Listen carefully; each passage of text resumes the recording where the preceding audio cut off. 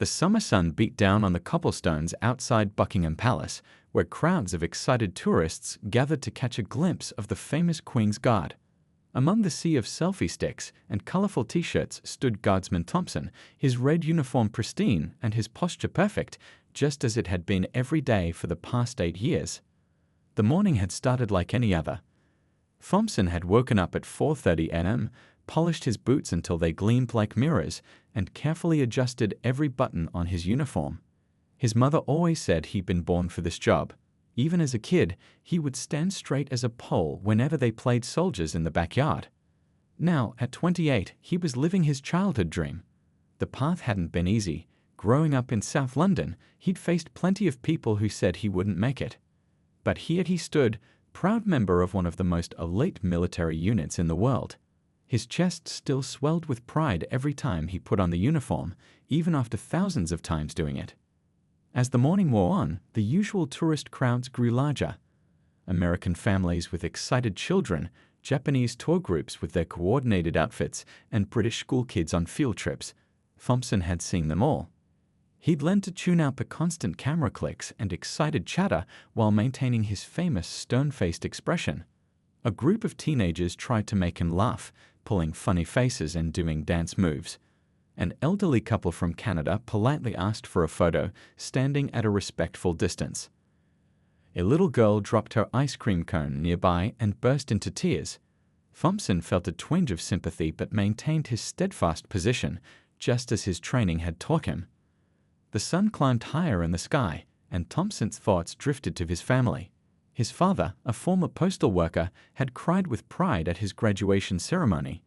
His younger sister was following in his footsteps, currently in basic training herself. They'd always been his biggest supporters, even when others doubted.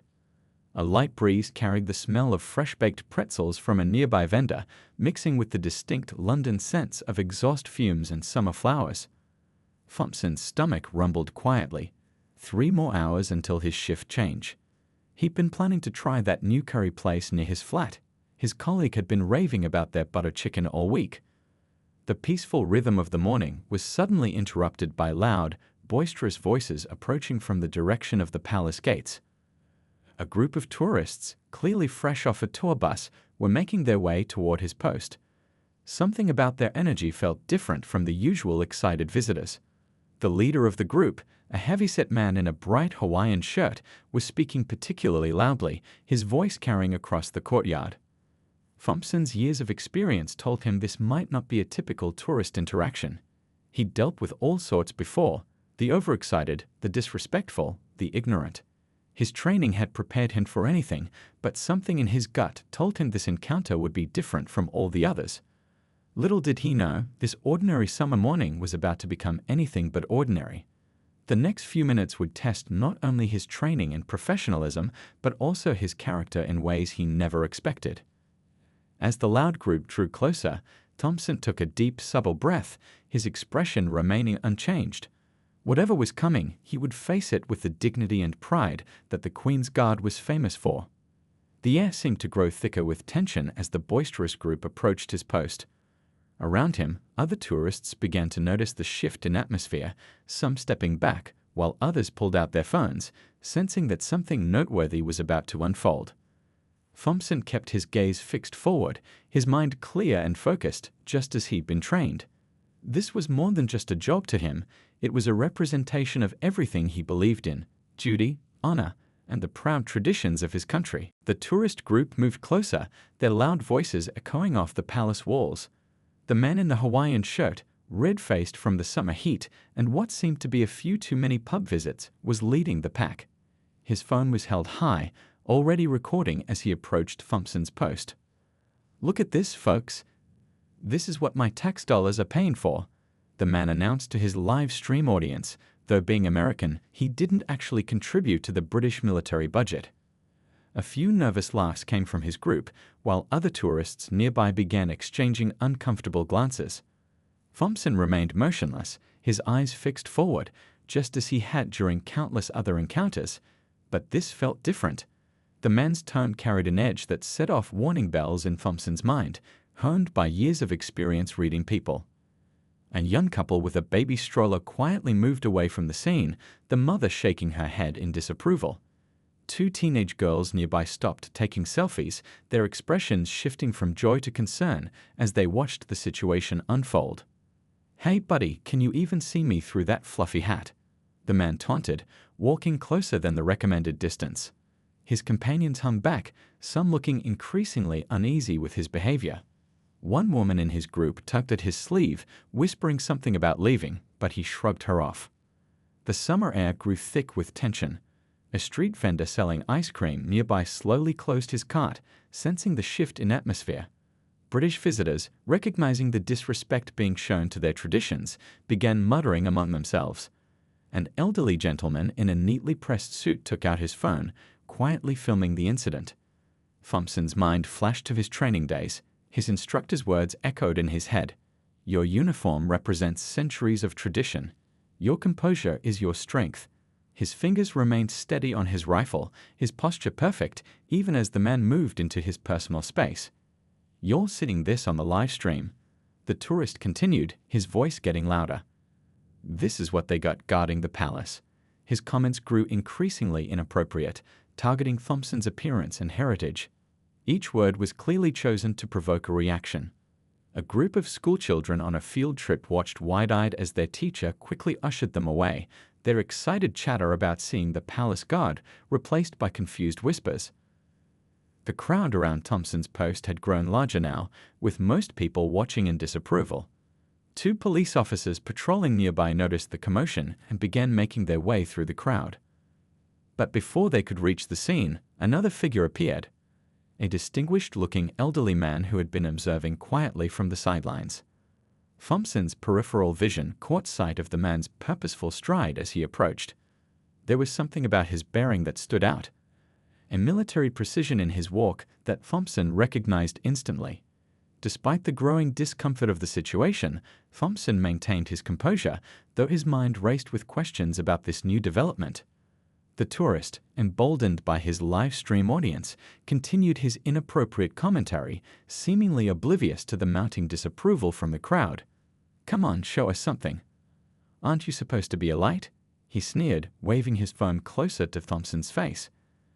A young boy in the crowd tapped on his father's sleeve, asking in a loud whisper why the man was being so mean. The question seemed to hang in the air, making several onlookers shift uncomfortably. Some had their phones out, recording not for entertainment, but as evidence of the tourist's inappropriate behavior.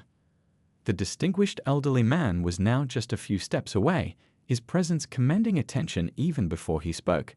His expression was calm but determined, like someone who had handled difficult situations many times before. The tourist, focused on his phone and his performance, hadn't noticed him yet. Thompson could feel the moment approaching. Something was about to change. His years of military experience told him that the situation was reaching a turning point. While his expression remained impassive, his mind was alert, ready for whatever might unfold next. The proud traditions he represented, the uniform he wore, and the values he upheld would not be diminished by this moment.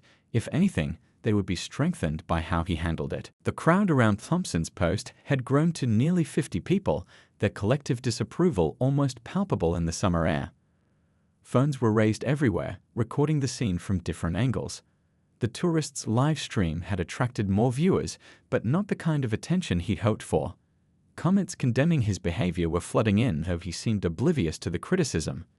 A pair of British teens stepped forward, their school uniforms marking them as local students. "That's enough, mate," the taller one called out, his voice trembling slightly but determined. "You're being completely out of order." His friend nodded in agreement, phone steady in his hand as he documented the confrontation. The tourist spun around, momentarily distracted from harassing Thompson. "Mind your own business, kid," he snapped, but his confidence wavered slightly at the sight of more people joining the student's side. An older woman in a floral dress placed a protective hand on the teen's shoulder, while others in the crowd murmured their support. "This isn't what we came here for," pleaded one of the tourists' own group members, a woman wearing a tour guide badge. "We should move on to Westminster Abbey. We're already behind schedule." Her words fell on deaf ears as the man continued his performance, though some of his original group had already slipped away, clearly embarrassed by their association with him. Thompson remained statue still, but his trained eye hadn't missed a detail of the unfolding scene. He noticed the palace security speaking quietly into their radios, the growing number of concerned parents shielding their children's eyes, and the way the distinguished elderly gentleman was carefully making his way through the crowd. A young woman in a business suit stepped forward, her London accent crisp and authoritative. "Sir, you're making a fool of yourself, not him," she declared, gesturing toward Thompson. "He's showing more dignity standing there than you have in your entire display." The tourist's face reddened further, but before he could respond, an American couple pushed through the crowd. "We're from Texas, too," the husband announced, his voice heavy with disappointment. "And you're making us all look bad. This isn't how we treat people at home or abroad." The atmosphere grew thicker with tension as more people found their voices. A group of international students began filming while commenting in various languages, their disapproving tones requiring no translation. A street performer who had been doing magic tricks nearby packed up his props and joined the crowd, his face serious as he watched the scene unfold. Thompson's thoughts turned to his family again, but not with worry, with pride. His father had always taught him that true strength was shown in how you handled difficult moments. Right now, Thompson's silence spoke volumes more than any words could. The tourist, finding himself increasingly isolated, attempted to rally by turning back to his live stream audience. "Can you believe all these people defending this? This is what's wrong with the world today." His voice had taken on a defensive edge, the bravado of earlier starting to crack. A woman with a professional camera stepped forward, clearly a photojournalist who happened to be at the right place at the right time. "Everything you're doing and saying is being recorded," she stated matter-of-factly. "Is this really how you want to be remembered? Is this the story you want to tell?" The crowd had formed a loose circle now, with Thompson at his post still at the center. The tourist was effectively surrounded by disapproving faces, his live stream audience watching as his entertainment transformed into something entirely different from what he'd intended. The distinguished elderly gentleman had finally made his way to the front of the crowd. He stood quietly, examining the scene with the kind of patience that suggested he'd seen far worse in his lifetime. His presence seemed to draw attention without him saying a word, something about his bearing commanding natural respect. Thunder rumbled in the distance, though the sky remained clear, a summer storm approaching London. The sound seemed to underscore the tension of the moment, nature itself providing dramatic backing to the scene. The tourist checked his phone nervously, perhaps finally noticing the overwhelming negative responses to his live stream. Thompson remained immobile, his posture perfect, his dignity intact. In his mind, he wasn't just standing for himself anymore, he was standing for everyone who'd ever faced such treatment with grace and resilience. The crowd's support, though touching, wasn't necessary. He knew who he was and what he represented. No amount of ignorance could diminish that. The elderly gentleman who had been watching the scene unfold finally stepped forward, his movements deliberate and measured. Despite wearing a simple gray suit, there was something about his bearing that made people instinctively step aside. His shoes, though civilian, had a military shine to them that Thompson's trained eye hadn't missed. "Quite a show you're putting on," the gentleman said, his voice quiet but carrying across the crowd with surprising authority. The tourist, still holding his phone up, turned to face this new interruption with obvious annoyance. "And who are you supposed to be?" The tourist sneered, though something in the older man's presence made him take a small step backward. The live stream viewers noticed the shift in his confidence, comments flooding in about the new development. The gentleman smiled slightly, the kind of smile that suggested he had seen far worse in his lifetime. "I suppose you could say I'm someone who spent some time around here," he replied, his tone conversational but firm. 43 years, to be exact. A whisper rippled through the crowd. A few of the older British visitors had begun to recognize him, their expressions changing from confusion to astonishment. A retired police officer in the crowd straightened his posture instinctively, something about the gentleman's presence triggering old habits. "Well, I don't care if you've been here 100 years, the tourist shot back, but his voice had lost some of its earlier swagger. His phone wavered slightly in his hand as the gentleman took another step forward. The elderly man reached into his jacket, pulling out a small leather wallet. He opened it carefully, revealing a military ID card that made several nearby observers gasp. "Field Marshal, retired," he said simply, holding it up for everyone to see. "I was just heading to a meeting at the palace when I noticed your interesting interpretation of British hospitality." The tourist's face paled slightly. Even he understood the significance of the rank, though he tried to maintain his aggressive stance. His live stream comments were now filled with viewers explaining to others just who a field marshal was in the British military hierarchy. "You see that young man you've been harassing?" The field marshal continued, gesturing toward Thompson. "He stands there not just as a guard, but as a representative of centuries of tradition. Every button on his uniform, every movement in his drill, carries the weight of history." A group of pigeons scattered nearby as a tour bus passed, but nobody in the crowd moved. The field marshal's words seemed to cast a spell over the gathering, his quiet authority more compelling than any shouting could have been. "I've commanded men and women from every background imaginable," he went on, his voice taking on a hint of steel. "I've seen bravery wear every skin color, speak with every accent, and pray to every god. And I can tell you with absolute certainty that the measure of a soldier, of any person, has nothing to do with what you seem so fixated upon." The tourist's phone began to shake noticeably in his hand. His live stream audience had grown significantly, but not for the reasons he'd originally intended. Comments were pouring in, many from fellow Americans expressing shame and apologizing on behalf of their country. Thunder rumbled again, closer now, and a few drops of rain began to fall. Nobody in the crowd moved to seek shelter. The field marshal stood in the light drizzle, his presence somehow more commanding for his complete disregard of the weather. "Would you like to know something interesting about the young man you've been mocking?" the field marshal asked, though his tone suggested it wasn't really a question. "While you've been putting on this disappointing display, he's been demonstrating exactly the kind of discipline and dignity that makes our armed forces the pride of our nation." A mother lifted her young son onto her shoulders, wanting him to witness this moment. Other parents did the same, understanding that they were watching something their children needed to see and remember. Thompson remained perfectly still at his post, but inside, his heart swelled with pride. Not for himself, but for every service member who had ever faced prejudice with professionalism, every person who had ever answered ignorance with dignity. The tourist's live stream was now reaching record numbers, but the comments had completely turned against him. His own audience was calling him out, demanding he apologize, expressing embarrassment at his behavior. The power dynamic had shifted completely, and everyone could feel it. The field marshal took another step forward, raindrops darkening the shoulders of his gray suit. His voice remained calm but carried an authority that made everyone lean in slightly to listen.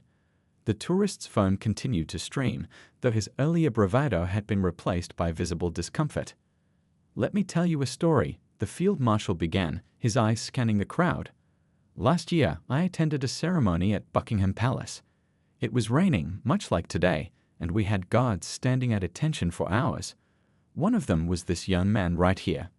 The tourist shifted his weight from foot to foot, his live stream comments now a flood of viewers urging him to listen. The rain began falling more steadily, but nobody in the crowd moved. Even the children had fallen silent, sensing the importance of the moment. During that ceremony, an elderly veteran collapsed near his post.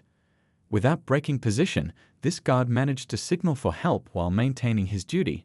His quick thinking saved that man's life, and he did it all without ever breaking protocol. A murmur of appreciation rippled through the crowd. Someone started a slow clap, but the field marshal raised his hand slightly, indicating he wasn't finished. "But that's not all," he continued, his voice taking on a warmer tone. After his shift, this same guard spent his own time visiting the veteran in hospital, bringing him a cup of proper tea because, and I quote, "Hospital tea is rubbish, sir." This time, a few chuckles broke through the tension. The tourist's phone had dropped to his side, though it was still recording. His live stream chat was now filled with comments about the guard's character and dedication. "You see," the field marshal said, taking another step closer, "when I look at this guard, I don't see what you seem so fixated on. I see a soldier who's earned every inch of that uniform. I see someone who represents the very best of what our armed forces stand for." Thunder rolled overhead, perfectly punctuating his words. A young girl in the crowd tapped on her mother's sleeve, asking loudly if she could join the army someday. The mother hugged her daughter closer, eyes glistening with tears. "Did you know," the field marshal continued, now addressing the whole crowd as much as the tourist, "that the British Army has been diverse for centuries? We've had soldiers from every background fighting side by side since before America was even a country." He pulled out an old photograph from his wallet, holding it up. "This is from my first command 40 years ago. Look at those faces, every color, every background, every faith. And every single one of them would have given their life for their teammates without a second thought." The tourist's face had turned from red to pale, his earlier aggression replaced by what looked like genuine shame. His live stream comments were now overwhelmingly negative toward him, with many viewers sharing their own stories of military service and diversity. "I've commanded troops in peacetime and war," the field marshal went on, his voice carrying decades of experience. "I've seen soldiers from every walk of life perform acts of incredible bravery. I've pinned medals on heroes who spoke with every accent you can imagine. And I can tell you this with absolute certainty: courage, honor, and duty don't care about the color of your skin."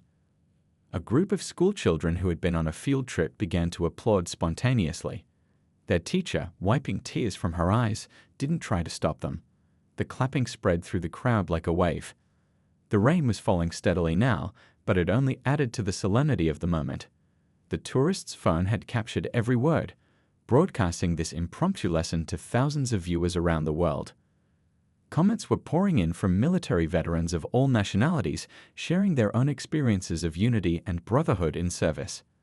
"So," the field marshal said, his voice quieter now, but somehow even more powerful, "the next time you feel the urge to judge someone in uniform, remember this: that uniform represents centuries of sacrifice from people of every background. It represents a brotherhood that extends far beyond any superficial differences you might see."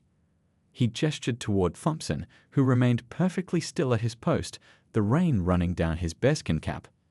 "This guard doesn't need me to defend him. His conduct speaks louder than any words I could offer. But I defend what he represents: the very best of British values, the unity that makes our forces strong, and the dignity that you've so sorely failed to demonstrate today." The field marshal paused, reaching into his jacket once more. This time he pulled out a newspaper clipping, carefully preserved despite being clearly well handled. The tourist's live stream captured the moment as the elderly officer unfolded the paper, its headline visible to those nearby: "Queen's Guard Hero Saves Fellow Soldiers in Daring Rescue." "This article," the field marshal began, his voice carrying a hint of pride, "is about the guard you've been mocking. 3 months ago, during a joint peacekeeping mission, he did something extraordinary." The rain had softened to a gentle drizzle, as if nature itself wanted to hear the story. A young soldier in civilian clothes who had been watching from the crowd stepped forward, his face lighting up with recognition. "Sir, is that about the compound incident?" he asked, his voice filled with awe. The field marshal nodded, and the soldier turned to address the crowd. "I was there that day. What this guard did, it was incredible." The tourist's phone remained steady now, his earlier mockery forgotten as the story began to unfold. His live stream viewers had grown silent, the usual flood of comments slowing as people waited to hear what would come next. "There was a fire in a compound housing both British and American troops," the field marshal continued. "The smoke was so thick you couldn't see your hand in front of your face. Most people were running out, but this guard? He ran in. Not once, not twice, but 4 times. The young soldier nodded enthusiastically. He saved 6 people that day. 3 British, 3 Americans. Didn't matter to him who was who. He just kept going back in until everyone was out." An American tourist in the crowd wiped tears from her eyes. "My nephew is stationed overseas," she said loudly. "He told me about this. We didn't know it was him." She gestured toward Thompson, who maintained his stoic pose despite being the center of attention. The field marshal carefully refolded the newspaper clipping. He received a military cross for his actions that day. But do you know what he said when they presented it? He paused, looking directly at the tourist who had caused all this trouble.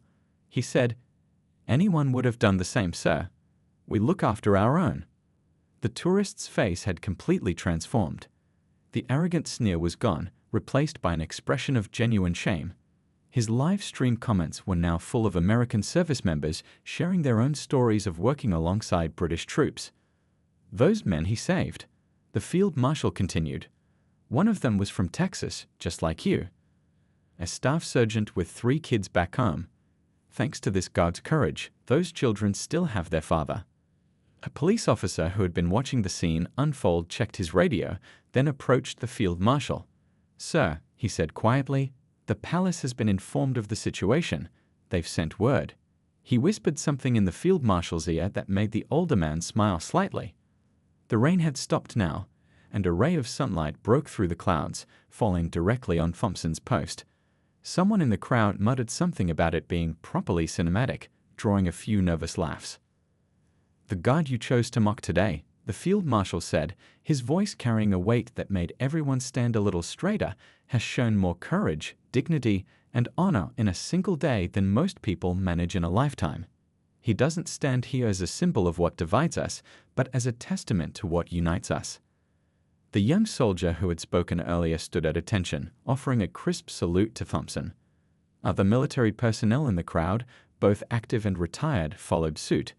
The tourist's live stream captured this spontaneous display of respect, his viewers watching as more people joined in. "And here's something else you might find interesting," the field marshal added, a slight smile playing at his lips. "That compound incident, it made the news in Texas. The staff sergeant's hometown paper ran a story about his rescue. They called his savior a true hero who represents the best of the special relationship between our nations." A woman in the crowd held up her phone, showing she'd found the article online. Others quickly did the same, sharing the story on social media, connecting the dots between the hero in the news and the guard standing before them. The tourist lowered his phone slowly, though the live stream continued running.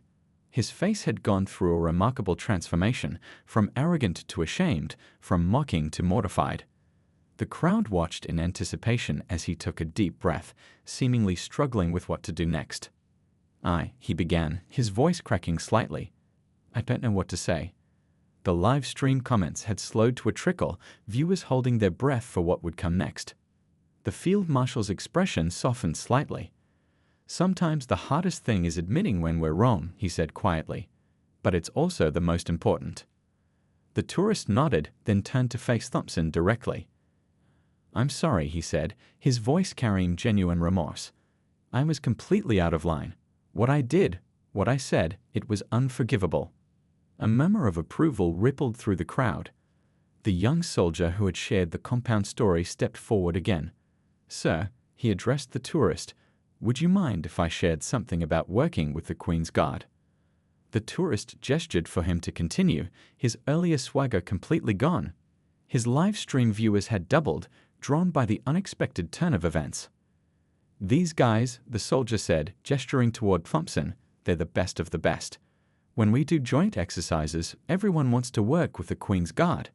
Not because of how they look on parade, but because of who they are as soldiers and as people."